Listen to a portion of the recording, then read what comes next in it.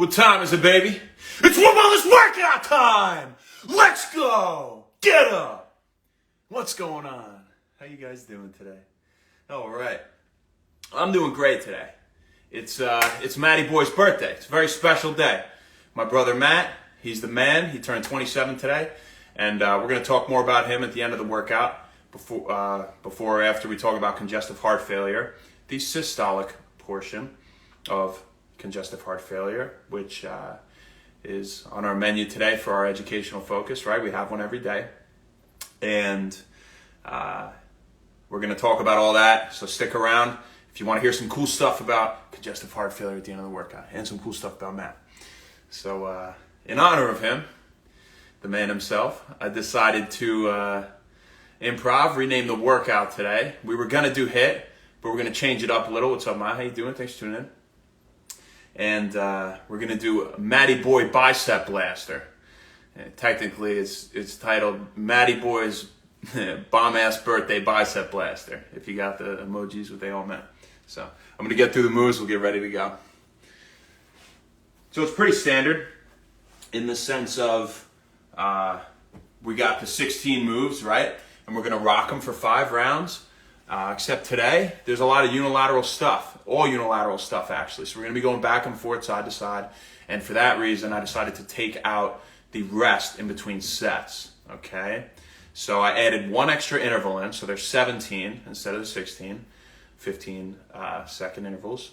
So that if you need to take some weight out in the middle, it doesn't interrupt another portion of the workout, right? So first things first, don't forget your gloves.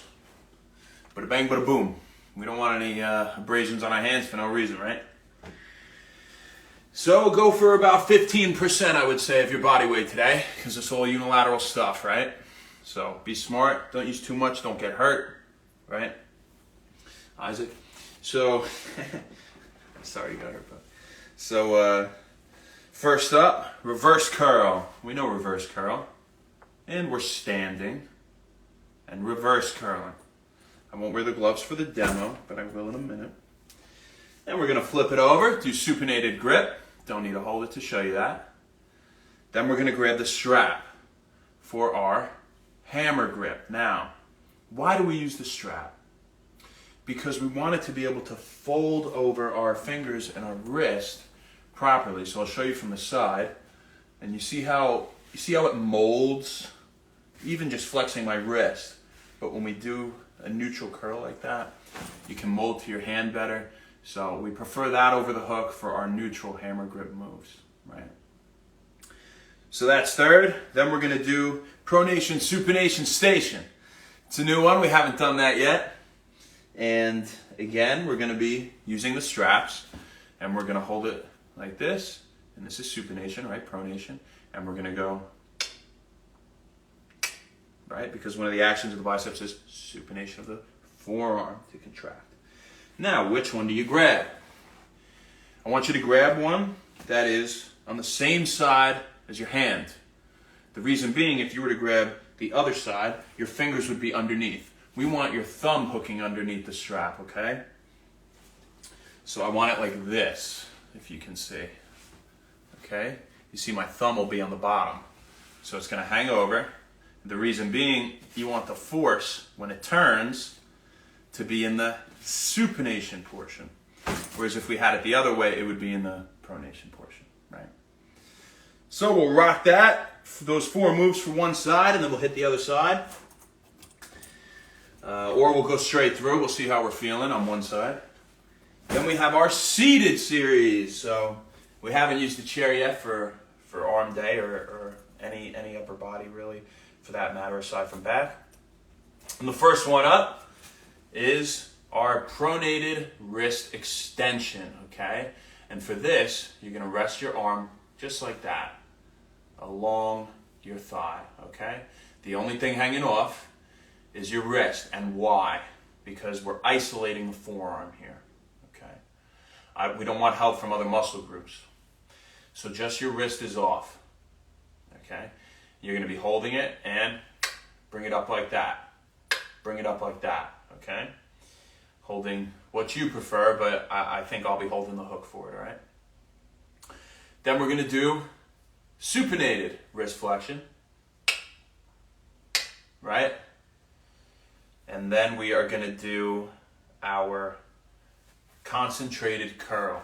And for this one, normally, I'm sure you've seen people do this in the gym or you do them at home with the dumbbell. You sit in the chair, you put your arm against your leg like this, and you do a curl, right?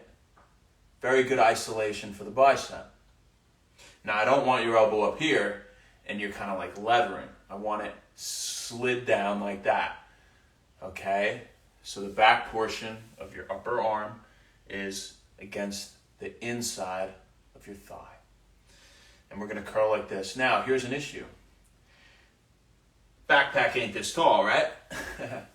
So it's a limited range of motion. So we're gonna keep it from about here to here. And I'll show you with it. So again, arms like that. And our starting point is here, okay? So just above 90, right? But what you're gonna do is go on your tippy toe to kind of give yourself a little more height. So again, you're on the tippy toe of this foot. You're gonna slide down with that arm. You're gonna curl up, come down. When it taps, come up. Or don't even let it tap. Come up. Then the last one, we're gonna hold it right there, off the ground. We'll do it for the other side. And that's your Matty Boy's bomb-ass birthday bicep blaster. What up, Liam? How you doing, cuz? What up, Whoa Slick? What up, man? You're the man, Liam. Love you, dude. All right. You got about 1 minute, and we'll get kicking it off here.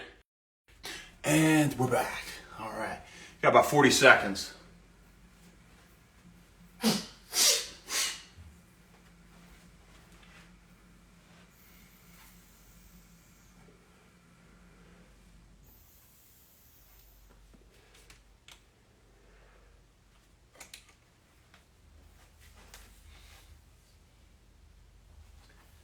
You can pop those gloves on. And get ready to roast your biceps, baby. You could do this one on the boat, Liam.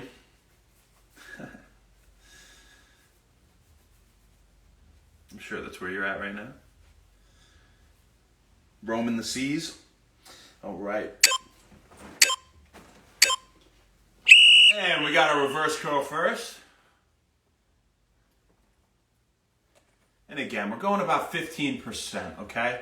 If you're less advanced, give me closer to the 10 or even 5. And we're gonna flip it on over. Supinated curl.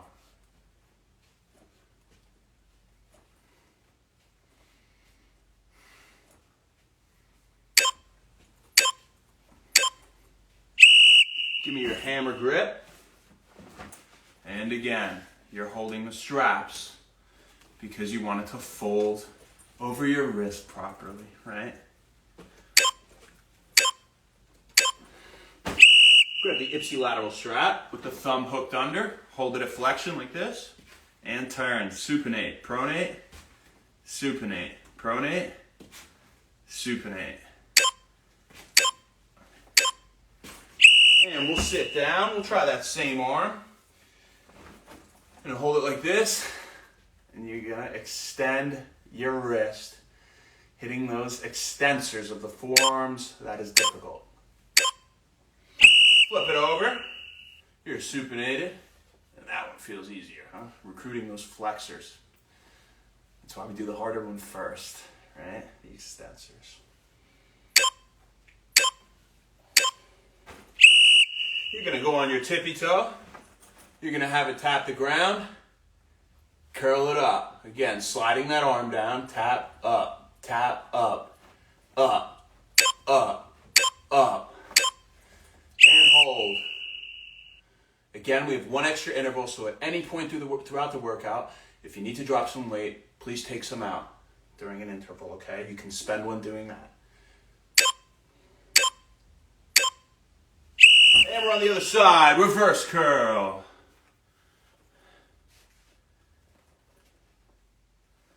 You're halfway done with your first circuit.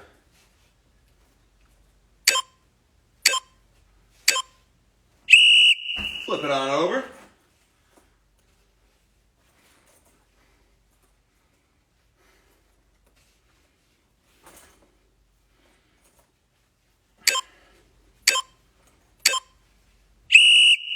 We got our hammer.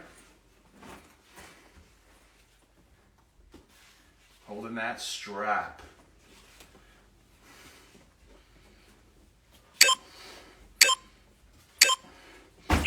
Now the same side strap.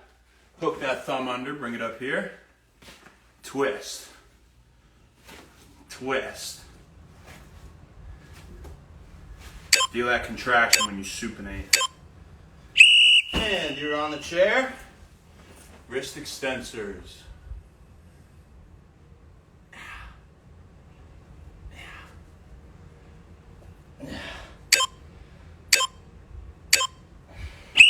Flip it over. Wrist flexors. Just using your wrist here, right guys? Don't recruit the rest of your arm, okay? That's why we isolate. Keep the forearm on the thigh. Now you're in here, slide that arm down. Curl when it taps. Curl again, you're on your tippy toe to get more of a range of motion, because it is limited on purpose, but still, more is better than less. And we're gonna hold it off. It's your last one of the series.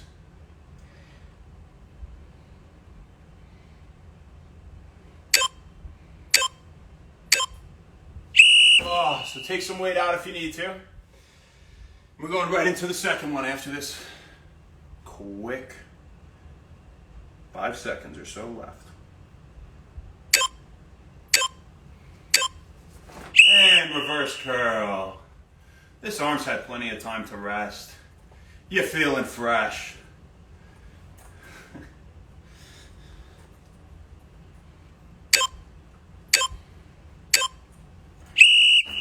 Flip it over. Regular curl. Under control, right? We're always under control. You control the weight, it doesn't control you. Give me that hammer.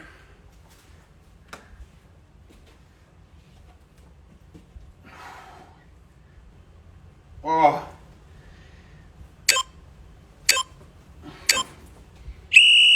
You're gonna grab the strap on the same side with your thumb hooked under, your arm bent at 90, and you're gonna turn it. Turn it.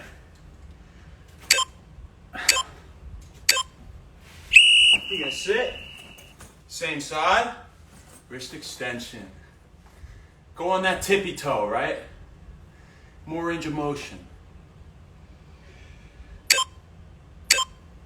And wrist flexion, right? We want to tippy toe to give more room for the backpack before it hits the floor. And you're going to slide that arm in here, again, tiptoe. And it just taps ever so slightly, comes back up, comes back up. And you're holding it off the ground. Good job, you guys. You're about halfway done with the second circuit already. You're flying through it today. Oh,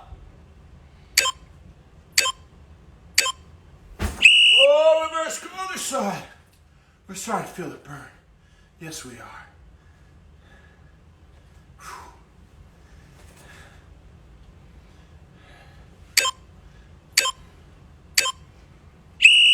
And flip it over. Supinated grip. Regular curl, we also call it, right?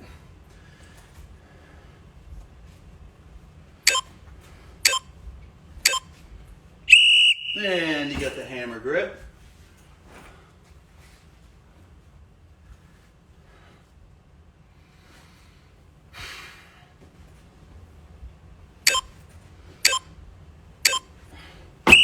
And put it down, pick it up, hook that thumb under, 90 degrees, supinate, supinate. Just your wrist is moving, rotating like this. Now you're in the chair, we're gonna pop those wrist extensors.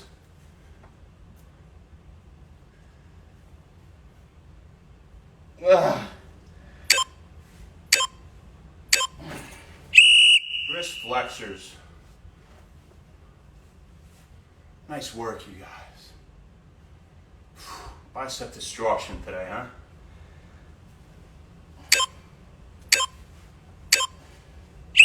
Slide that leg on your tippy toe. It taps and comes up. Taps and comes up.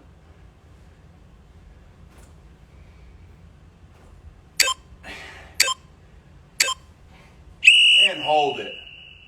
Hold it off the ground.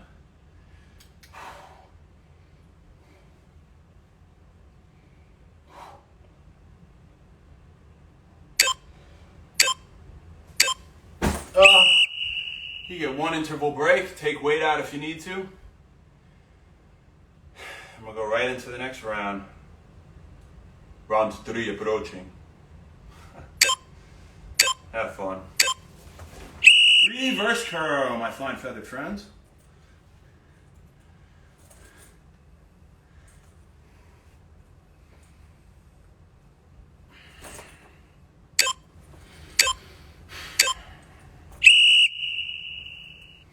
Flip it over.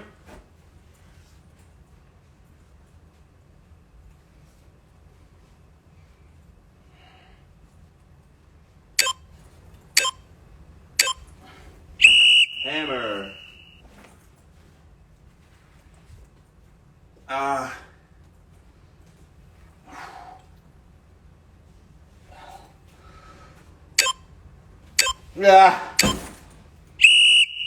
Hook that thumb under. Bring it at 90, supinate.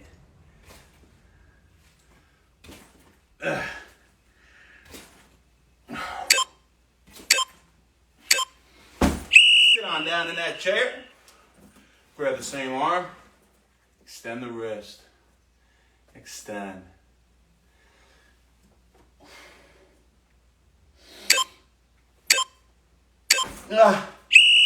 Wrist flexion.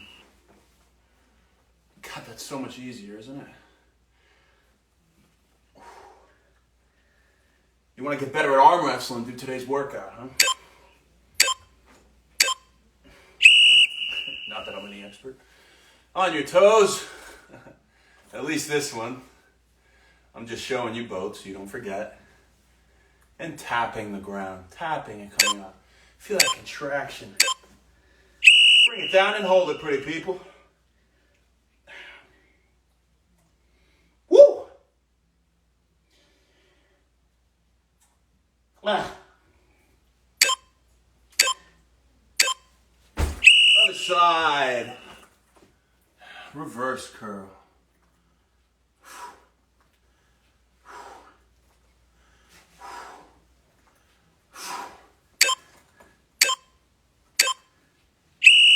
Flip it over. Supinated. Good job, you guys. Full range of motion, right? Neutral or hammer grip, AKA.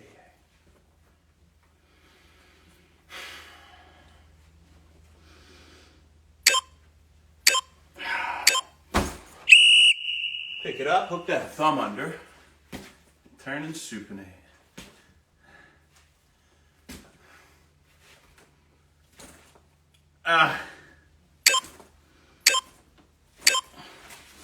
Hop down in that chair. Give me the tippy toes. Rest the forearm and extend the wrist.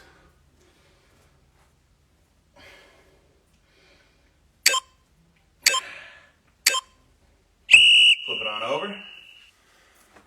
Wrist flexion. Oh.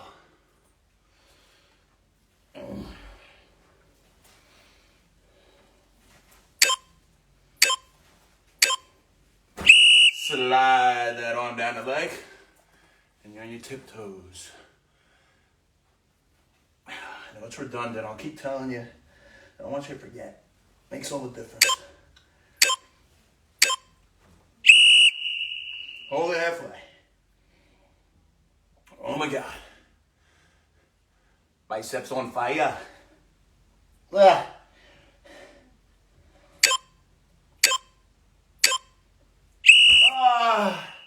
One interval break, take weight out if you need to. We're starting with our chair series this time, all right? With the other side, obviously. I'm not suicidal. Wrist extension. And wrist extension. You're on your tippy toes.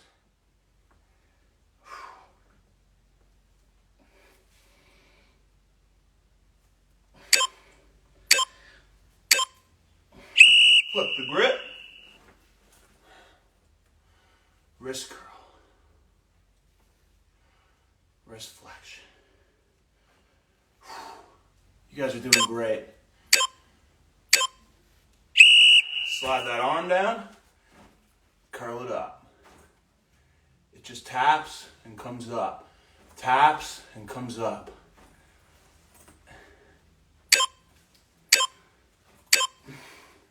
Hold it halfway. A little more than half. Very stressful point.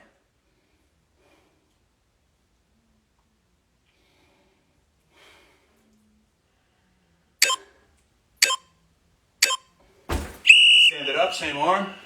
Reverse curl.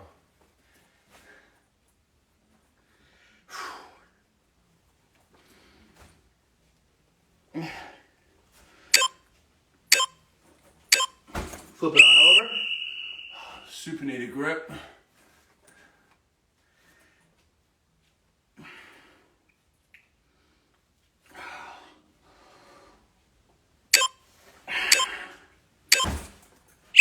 Hammer grip.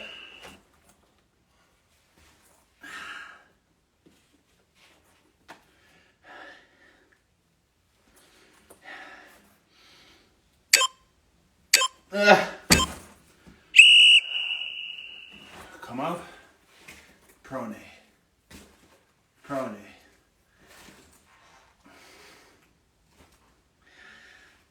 And supinate. Supinate. Other side, other side.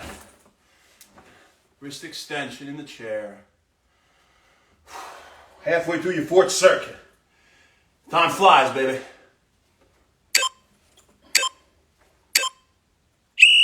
Flip it over. Wrist flexors. Really, it's forearms and biceps today. We said biceps in the title, but a little bit of both.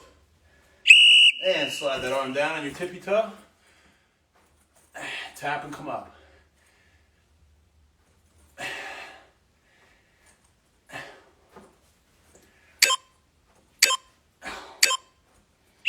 And hold it. Hold it off the ground. Good job, you guys. Keep going. Come on.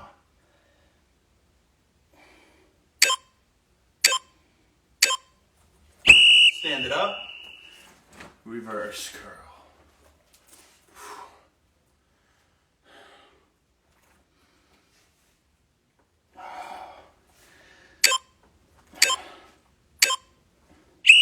Swap that grip.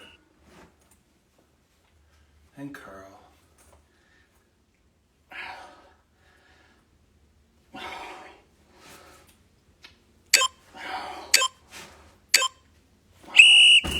Put it on down. Hammer grip.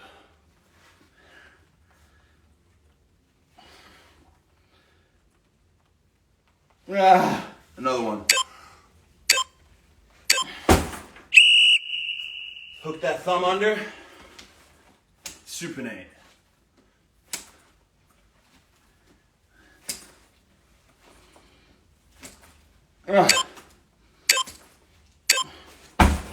Oh my God, interval break.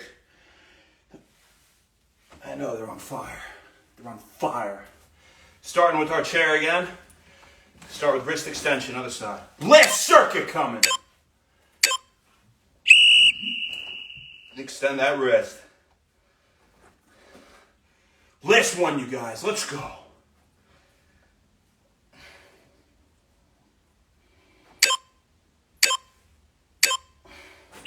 Flip it over. Just using our wrist, right?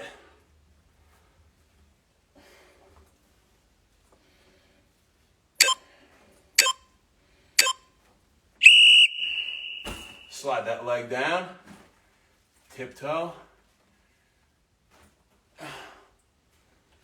Slide that arm down your leg is what I meant.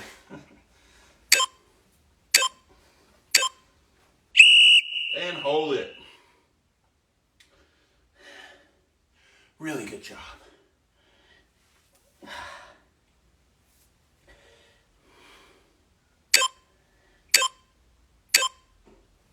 Stand it up. Reverse curl, same side.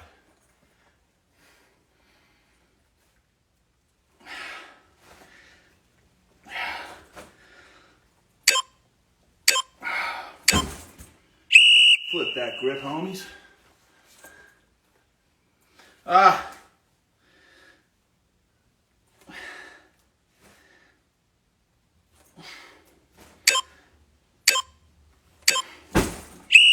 And straps for the hammer grip.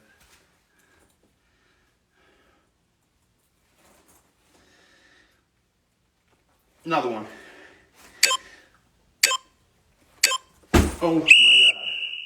Hook that thumb under. Supinate. Hold supinate. 1, 2, 3.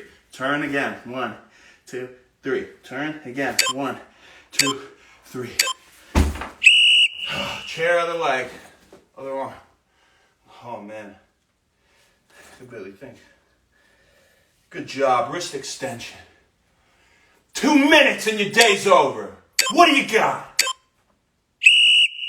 Wrist flexion.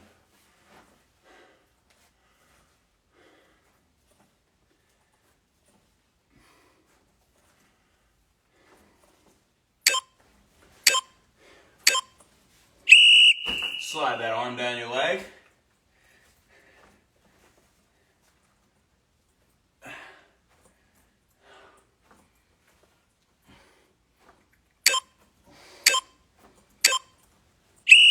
And hold it off. Nice work. You're so close. Don't give up. Stand it up, reverse curl.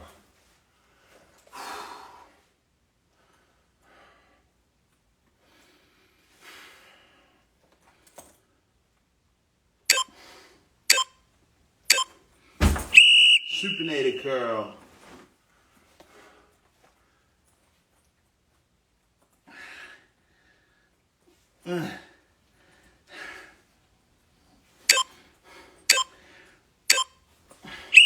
Hammer grip.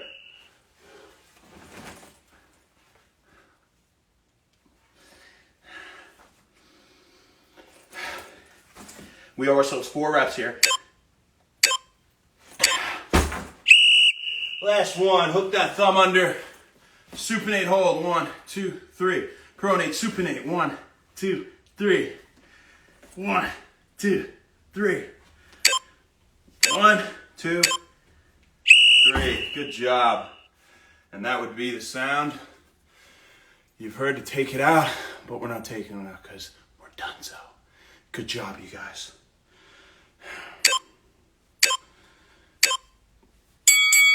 Well done. What up, Rach? Thanks for tuning in. How you doing? What up, Malapo? All right. So, a couple things to talk about here, huh? Today is congestive heart failure day.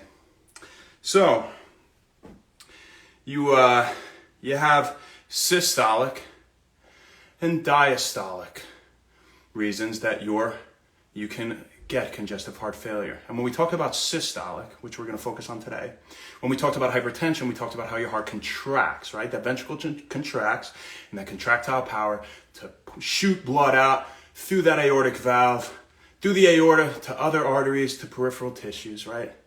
To feed all your peripheral tissues and muscles and whatever else with blood and oxygen and nutrients. And the dilation portion is the filling, ventricular filling. But we're focusing on systolic today. So, congestive heart failure, really, what is that, right? So the heart can fail for a couple reasons. And when we talk about congestive, the primary issue here is left-sided failure, right? And the most common cause of right-sided failure is left-sided failure. So that's where we're going to start, of course. And in left-sided failure, either the heart can't contract hard enough to get the blood out, or it can't fill with enough blood, right? It can't dilate enough to get the blood out, right? And so where does the word congestive come from? Well, what happens is if the left side of your heart has to work a lot harder, for whatever reason, and we're about to talk about those reasons, but it has to work a lot harder to pump blood out to the periphery through the aorta, like we just talked about. It's a domino effect. It backs up everything. So whatever is feeding that left side of the heart with blood, right? Those pulmonary veins that give oxygenated blood to the left atrium from the lungs, they get backed up, and it goes all the way back to the lungs. And now the lungs fill with fluid, and they get congested, hence the word congestive. So, congestive heart failure. And so first, we'll talk about the most common cause of this systolic failure. Again, tomorrow we're going to talk about the diastolic portion. It deserves 2 days at least. And the most common cause of this systolic is atherosclerosis of the coronary arteries. Now, we talked about atherosclerosis yesterday, right? In atherosclerotic vascular disease, right? And we pretty much talked about atherosclerosis and the building up of plaques and what they're made of, right? Those triglycerides, cholesterol, et cetera, all these things, and how it restricts blood flow, how it could lead to the formation of the thrombus can become an embolus and then an embolism, right? But really what we have to remember is the restriction of blood flow for today, okay? And that atherosclerosis. And so now we're talking about the coronary arteries, and we know that those feed the heart with blood and oxygen, right? Lost for a second there, we're back. And those feed the blood, those feed the heart with blood and oxygen. The connection's going in and out, so bear with me. If the coronary arteries have obstruction, right, and atherosclerosis, then that heart is not getting enough blood and oxygen, so what does it do? Well, it has to work harder, right? Just in the simple case that it's not getting as much blood and oxygen because there's, plaque buildup in the coronary arteries. Now part of the heart muscle is damaged, right? The myocardium, the heart muscle, is damaged and a portion of it dies, right? And so you can have this atherosclerotic cause of the coronary arteries, which again is most common. Hypertension is another one. And so when we talk about hypertension, we talked about it a few days, and again, everything's leading up to each other. It's to the next day, right? And that's why we go in that order. But with hypertension, and you have that difficulty of pumping the blood through those arteries, those peripheral arteries, right, into all the tissues. And so again, everything's a domino effect, and it backs up. So we have hypertension in our peripheral tissues, peripheral arteries, right? So now go back to the heart, reverse ways, through the aortic valve, right? And we get to our left ventricle. So the left ventricle says, I gotta work harder. I gotta strengthen up because it's hard for me to get blood out to the peripheral tissues. I gotta beef up, right? The body's smart, it's intelligent, it's gonna adapt. And so what it does is it jacks up the heart muscle. It starts to build more muscle in the heart, right? And this is hypertrophy of the myocardium, right? Hypertrophy is just the growth of the muscle. So it gets thicker and it gets thicker and it gets thicker because it has to work harder, because it has to pump blood extra hard. It has to work extra hard to pump the same amount of blood that it did before because everything's clogged up downstream, right? And so what happens? It gets bigger and bigger and it needs more oxygen. It needs more oxygen to do this work, right? Bigger muscles require more oxygen and fuel to do their job than smaller ones. And so what's giving it that fuel is the coronary arteries. But guess what? They are right at the surface of the myocardium, right? They're right against the heart. So as the heart gets bigger and bigger and bigger, what happens? It compresses these coronary arteries. And so now not only does it need more oxygen, but what's giving it its oxygen and blood is getting compressed. So now it's just, again, everything's related in health in the sense of this domino effect, right? And we see it over and over as the fact is reiterated throughout all these different things we've talked about. And so now they are not able to give the coronary arteries, that is, blood and oxygen as well, to the myocardium. And eventually, this can lead to systolic failure. It'll just fail at some point to contract. Just like car parts eventually go, biological machines are no different. They have a lifespan. And they can only work so hard for so long until they fail. That's why we need to keep them in good shape with prophylactic measures and preventative care. And so, there's another way that systolic failure can occur, and that's with a dilated cardiomyopathy. So, cardiomyopathy, disease of the heart muscle, right? We got that.